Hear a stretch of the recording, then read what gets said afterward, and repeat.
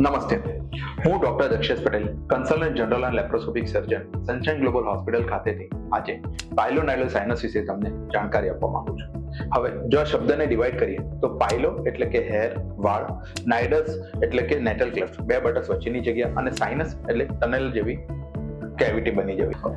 પાઇલોનાઇડલ સાઇનસની બીમારી કોને થાય છે? તો આ બીમારી સામાન્યપણે મેલ્સમાં વધારે જોવા મળે છે અને એના બીજા કારણોમાં જેમને પ્રોલોંગ સિટિંગ, ઓફિસમાં વધારે ટાઈમ બેસી રહેવાનું હોય, કે જેને વધારે ટાઈમ કાર ચલાવવાની હોય કે એમાં પણ બેસવાનું વધારે આવતું હોય, તેવા લોકોને આ બીમારી વધારે થાય છે. આ બીમારીના લક્ષણો શું હોય છે? આ બીમારીના લક્ષણોમાં સામાન્યપણે એક નાનકડું પિમ્પલ જેવી ગાંઠ થતી હોય છે બે બટક્સની વચ્ચે, અને ધીરે ધીરે સમય જતાં એ ગાંઠ મોટી થતી જાય છે અને આગળ જતાં એમાંથી રસી નીકળે યા તો કંઈ પાણી નીકળવાની સમસ્યા બનતી હોય છે. તો પાઇલોનાઇડલ સાઇનસની મેઇન ટ્રીટમેન્ટ હોય છે સર્જરી. સર્જરીમાં વિવિધ ઓપ્શન્સ હોય છે.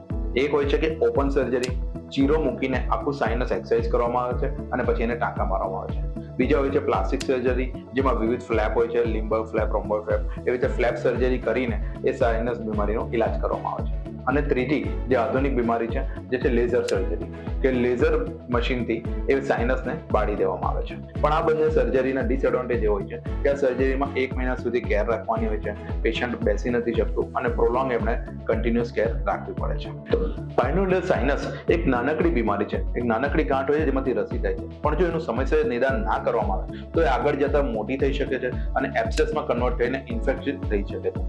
તો તમને જ્યારે પણ આવી કોઈ બીમારી જણાય તો તમે તાત્કાલિક જનરલ સર્જનને કન્સલ્ટ કરી શકો છો. તો આમાં તમારે શું કાળજી રાખવી જોઈએ?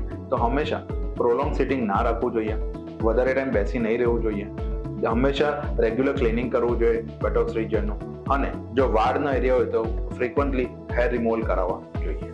તમને પાઇલોનાઇડલ સાઇનસ રિલેટેડ કઈ બી સમસ્યા હોય તો સનશાઇન ગ્લોબલ હોસ્પિટલ ખાતે મારો સંપર્ક કરી શકો છો. Thank you.